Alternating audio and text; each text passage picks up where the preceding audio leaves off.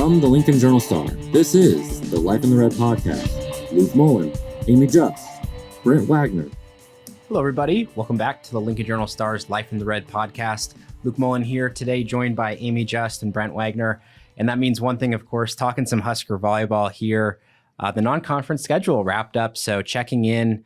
We'll look forward to checking in a couple other times this season with both of you and bringing that to you fans out there as well, talking about Husker volleyball. So 10-0 start, that's as good as it gets, right? But 5 ranked opponents, I mean, it was a difficult non-conference and only dropped a few sets. Just what kind of stands out about the opening to the season and the opposition that Nebraska faced?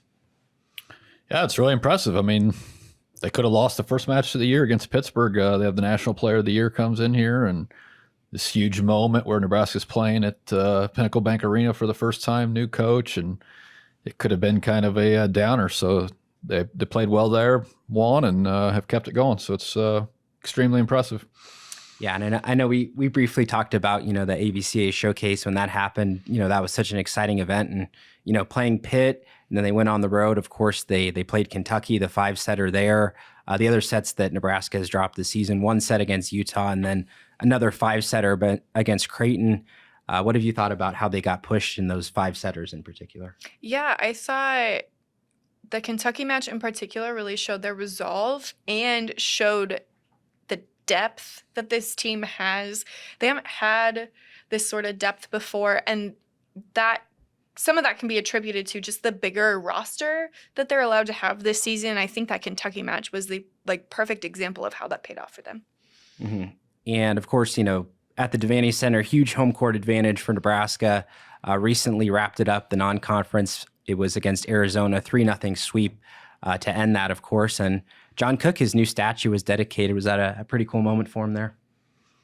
Yeah, it's something that you don't see around in the country. I think his name's on 3 sides of the outside of the arena. It's on top of the scoreboard. The statue is really well done. If you haven't had a chance, anybody can drive over there. It's open all the time. You can check it out. Kind of mix of his how he looked as a coach and a few influences of his new cowboy hobby, and then some of the accomplishments that Nebraska's had with him as coach. So yeah, there was a huge line out there on Saturday night of people taking their pictures with statue John Cook. Yeah, folks had been saying build the statue for years. I guess he had to retire first to finally get that done. But wanted to get both of your takeaways on those first 10 matches of non-conference play and just some broad takeaways to begin with the overall strength of this year's Husker team. Yeah, I think for me, it's when their offense is going, they're really hard to stop. You have both middles who are playing at all-time highs right now. You have Harper Murray, of course. When the opposite gets going, that regardless of who it's been, right? Ali Czech has shown moments of brightness. Virginia Adriano more recently, and then Bergen, right? She had 5 kills against Arizona. So when they can all get going, watch out. What about you, Brent? Yeah, the improvement of the offense while also maintaining the defense. I think they're ranked number 3 right now. They have been number 1, maintaining that defensive mentality that John Cook was so big on, and being able to get a little more consistency out of the pins. I think that was one of the big question marks I had going into the season. That's why they lost that match against Penn State in the national semifinals. And it's looking like that'll be improved, the consistency combined of whoever are the 3 pins that night. Mm-hmm. And, even though it is, of course, a 10-0 start, improvement always necessary as they do head into Big Ten play. And, from those sets that they have dropped, when they have been pushed, what's kind of been the culprit? What's hurt them at times? You heard John Cook say this all the time. You have to win in serve and pass to be able to set anything up. Passing at times has not been where they've wanted it. That's why you've seen shifts in libero. And then recently, the defensive effort against Arizona specifically is something that Danny Busboom-Kelly was not super pleased with. Not a ton of blocks, not as many digs as she wanted, less aggression there just from overall defense. So I think that's something to watch moving forward. Mm-hmm. You agree? I agree with all of it. Yeah. I don't know. I haven't seen as much of the matches as you, but it seems like the block's been a little inconsistent. Some matches it's been great. Other matches needs to come along. That's just something small as well. And in terms of the individual players, just throw one out there. Who's really impressed you so far? Harper has really impressed me. Andy, and then as of late, Virginia. Mm-hmm. Brett? Just to see the continued improvement of Rebecca Alec. I mean, it's anymore. I mean, it's not with this case, but you don't always get to watch players develop over 4 years, and she certainly has. It's she's always been a really good blocker, and definitely now more of an offensive threat. And she's just really determined to have a great season herself, and by doing that, help Nebraska have a great season. Yeah, definitely in this era, the hometown Husker like that as well, who's been there and developed, very impressive. And as well, just these first 10 matches for Danny Busboom Kelly atop the job, is kind of a whirlwind, when she first took over. But what have you seen from her in terms of her coaching? Yeah, I think number one, she really stresses, playing with joy. She doesn't want the team to exhale after wins. Like, we barely got away with that. Just enjoy it, enjoy the wins. I think that's been a little bit of a shift. And then I think she has a quicker, okay, if somebody's not having a good game, we'll pull them and we'll put somebody else in there. You saw that with Kentucky, most notably. Yeah, and any differences just from the John Cook era, smaller or big, that you've noticed so far?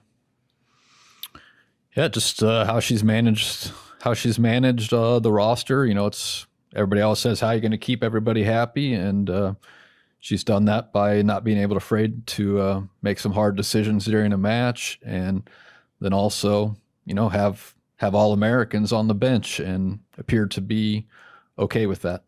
Yeah, another thing, I don't know if John Cook would have done what Danny did against Grand Canyon.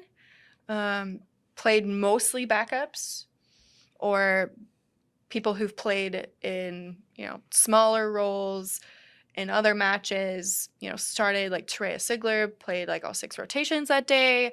I don't think that's something that John Cook would have done. And I thought that was a great opportunity for some of the players on the roster who don't normally get to play in as big of roles, for them to shine and get some live action.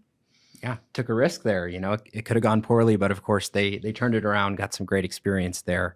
Good point on that as well. And as we mentioned, wanted to talk Big Ten volleyball now as Nebraska moves past non-conference.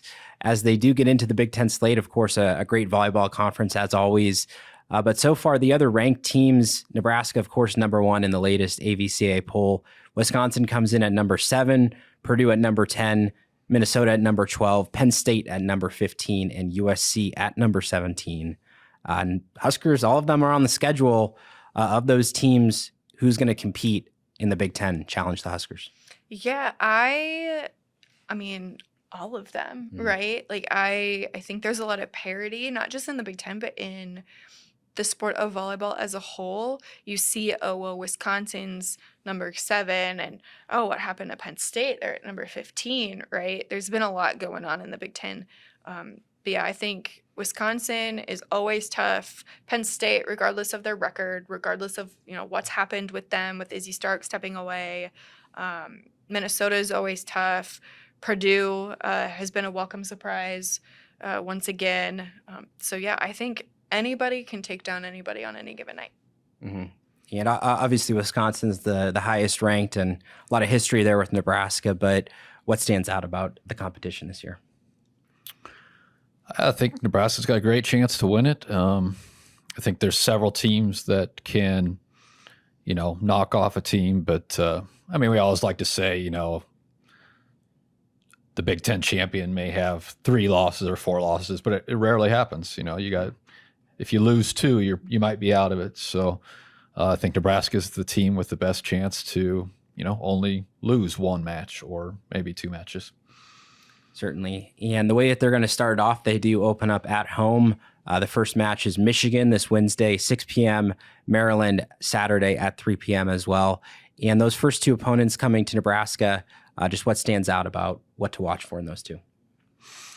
Yeah, Michigan's they haven't played they haven't played as good a schedule, but a solid record, and have one of the better outside hitters with Allison Jacobs, pretty good middle blocker, and Maryland is one of those teams where they schedule, so hopefully they can try to make the tournament based on the combination of their non-conference schedule.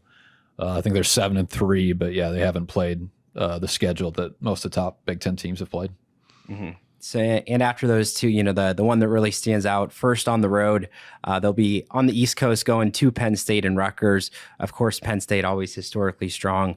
That's going to be an interesting one as well. So those are the first four matches up for Nebraska there in Big Ten conference play. And as we move forward to our quick-fire questions to wrap this one out, another Big Ten-centric question. Who's the best player in the Big Ten? And you can throw a few out there. I won't limit you to one. Oh, man. That's such a good question. I think it depends on the night. And not to be, too Nebraska-centric, I think when Harper is going, it's Harper.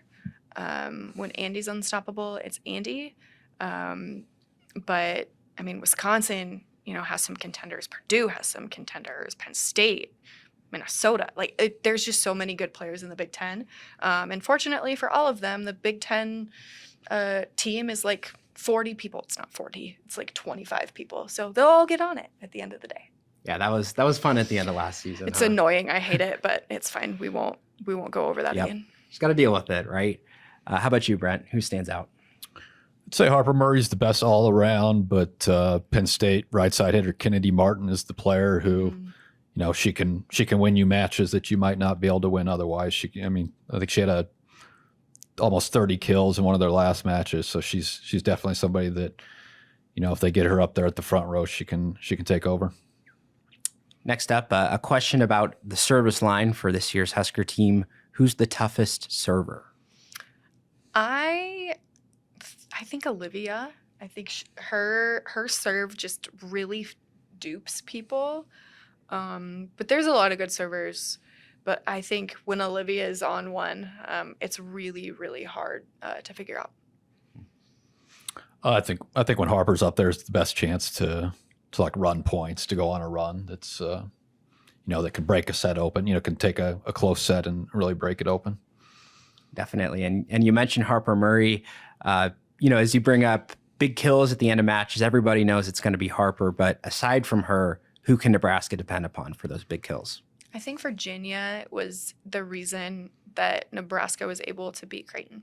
She came on late. She didn't lead the team in kills, Harper did. But without Virginia finding her confidence and being called upon late in that match, I don't think Nebraska wins that match. Yeah, I would agree. Yeah. Adriano. Mm-hmm. Yep. She's come on very strong this year. And last one, as we kind of look big picture for this Nebraska team, 10 matches are down, 10-0 in the books, 20 left, Big Ten play. Hard to say exactly how long this undefeated record is going to hold up, but roughly how long do you think they'll be able to defend it? I don't know. You saw, 2 years ago, they made it a really long way with their undefeated record, losing to Wisconsin. But I don't know. I'm not going to say they're going to go all the way. I just don't know. I think it might come out of nowhere. Mm-hmm. The Big Ten is really hard. It's a grind. The travel, which is something they haven't had to do lately, can affect you. You go to both coasts, right? Sometimes they play a midweek, or sometimes they play back-to-back days.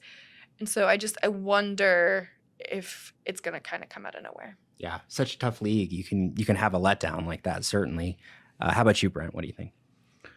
I would say if Nebraska was going to drop one, it'd most likely be at Wisconsin. Just the combination of that being one of the toughest places in the league to play, and the versatility of that team with Booth in the middle and Collier on the outside. I think that could be a tough one.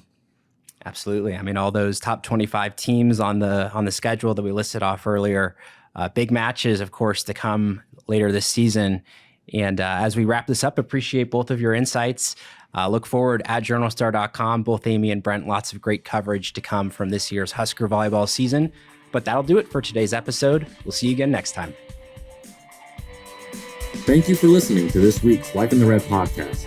Our theme music is composed by Sasha Indy.